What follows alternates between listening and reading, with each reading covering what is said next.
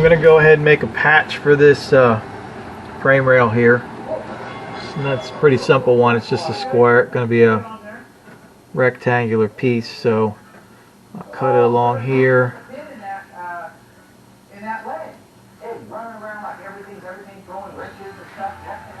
And then just come down along the edge of the frame rail. Cut that edge off. And then across the back side right here.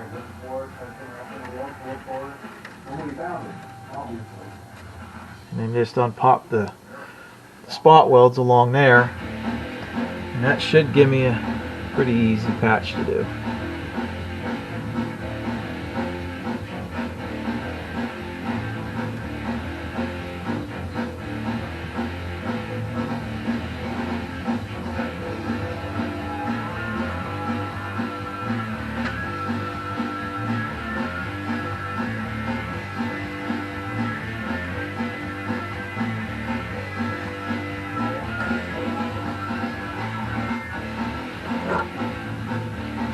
Grinding my welds, I've been using a thicker, I think this is about a 3/16 wheel on my cutoff tool, and it does a really good job. You just go along and grind your little spots down, then you can come back and clean them up nice and flat with a small grinder. But this gets the job done a lot quicker than just hitting it with a grinder.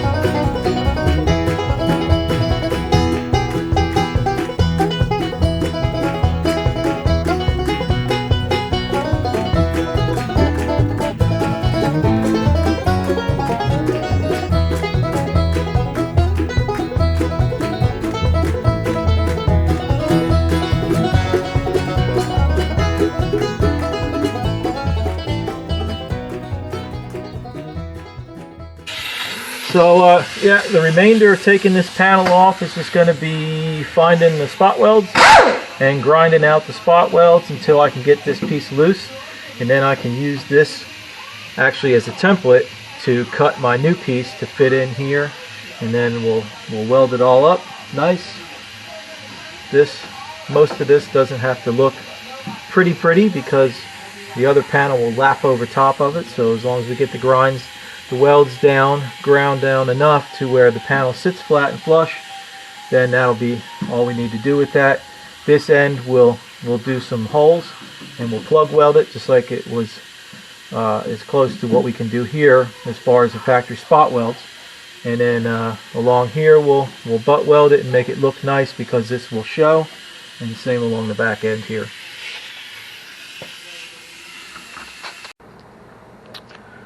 One of the things I'm going to do before I make this patch panel up is the inside of this frame rail has some surface rust on it. It's nothing really bad, but it's just where the dipping primer was kind of thin, and it's showing its age, so it's wore off.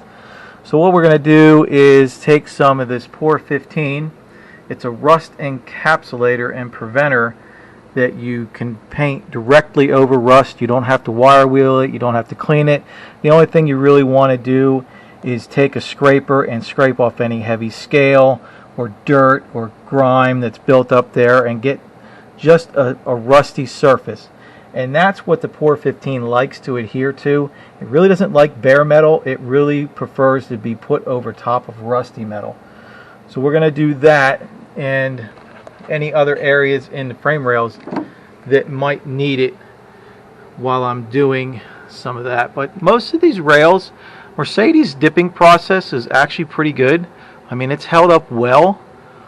for being the age of car that it is. As you can see on the inside of this rail, it's still nice and gray on most of the rail.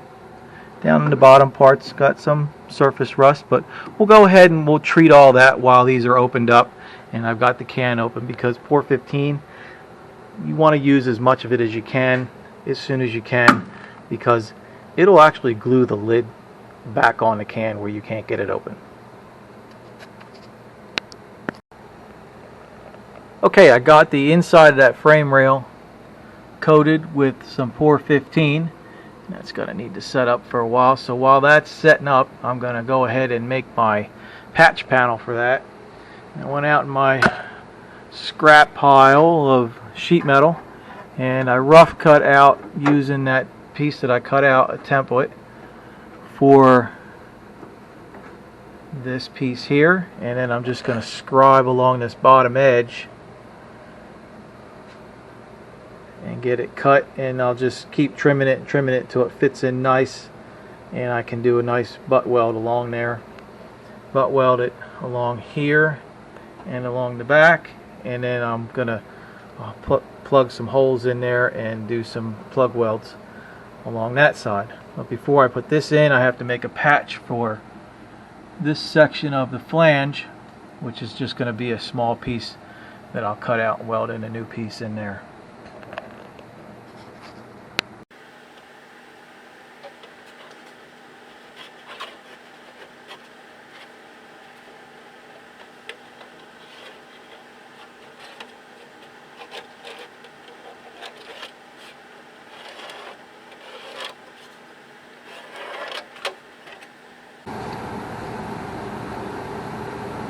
That gives me a nice line here, and I'll cut on the inside of this line because this lip does sit in pretty well from the edge, and then I'll just trim it as I need to get it to fit in nice and flush up against this edge, and then and we can come in and start welding it in.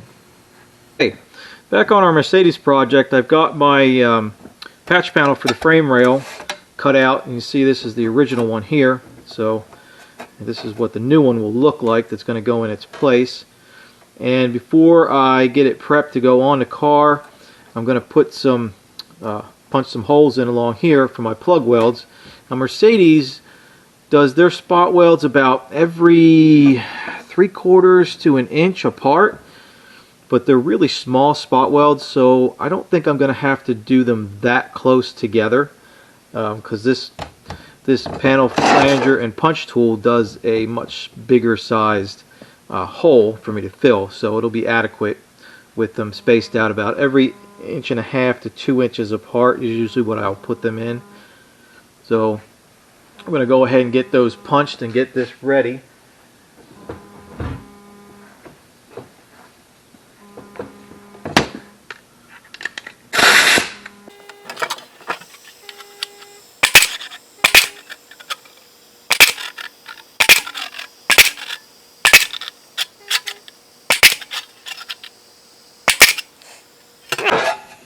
So you can see it puts a nice hole in there.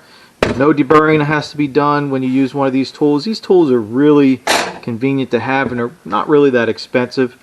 And it'll also do a flange for when you want to do a lap joint when you're putting panels together. So it's a multi-tool, and it really does make life easier rather than having to go around and drill all those holes out. Now sometimes you can't get this thing in to where you need to put your holes, and you do have to drill. So, but it does make life easier for around the edges like here where you can get it in on it. So we're going to go ahead and get this cleaned up, and I'm going to spray some weld through primer on here and on the frame rail in the car and get it ready to go in the car. Okay, I got the piece all cleaned up, and we're going to go ahead and spray it with some zinc weld through primer from the Sim company. I use a lot of the Sim company's products. They make very good products. And just want to layer a couple coats on it. And we'll let that set up and get the trunk area ready. Alright, I made a little patch piece right in here for that section of this rail that was rotted out the other day, and I got that welds all ground down, so it's ready to have the other patch panel put on top of it. But before we do that, I coated the inside of here with the Pour 15 the other day, so that's sealed up now, and we're going to go ahead and lay some of that weld through primer on here so that when we put our panels in and weld them, it'll have some extra protection there.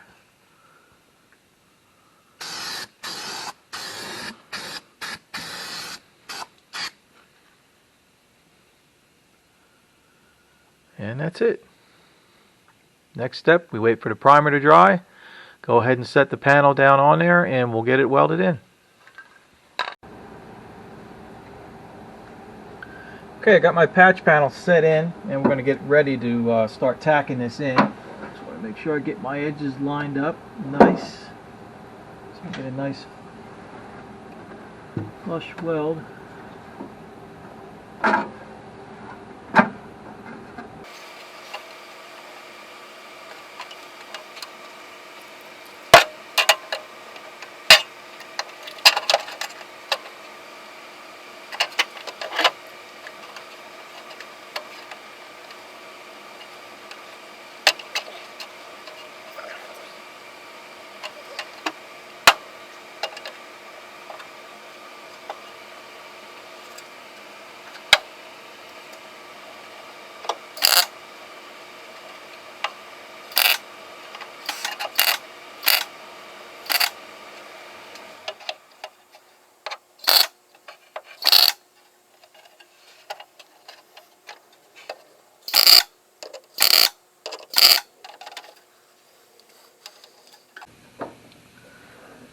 This edge isn't exactly where I need it to be in some of the places, so I'm going to have to just go along here and grind it as I tack it and get it to fit nice and tight.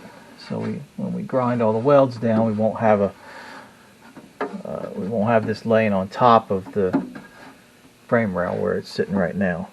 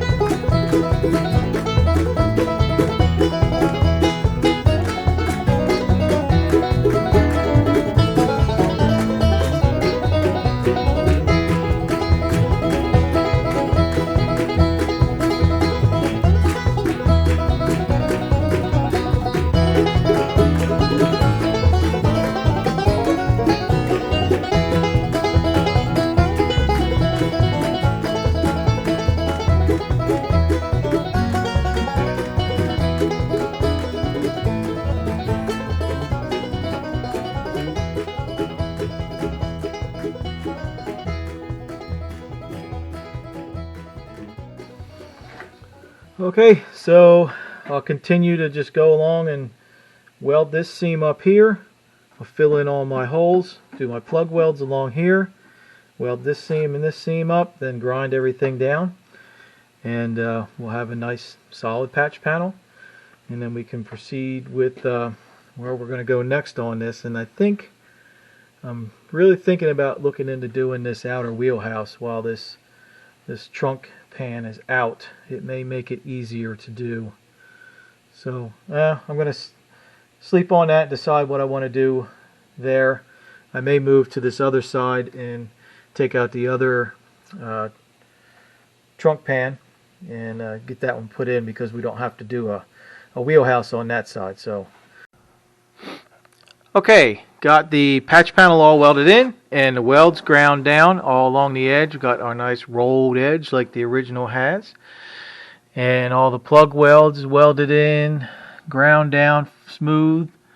Now this seam here will have, because the other patch panel will come up nearly to this one, and then there'll be a ribbon of seam sealer that'll go in between these and seal this. So it'll kind of cover up any of these little spots in here. And some of these, see this? There's areas where you want to spend a lot of money and time, or a lot of time, which turns into money, making welds disappear. And there's other places where you don't.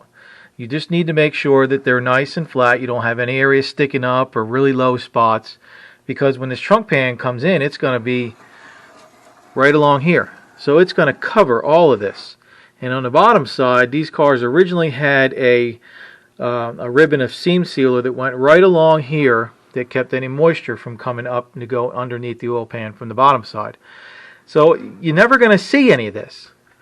So, you know, that's where you want to spend your customers' time and money wisely, and not waste a lot of time trying to make this weld and this seam absolutely perfect, because nobody is ever going to see it.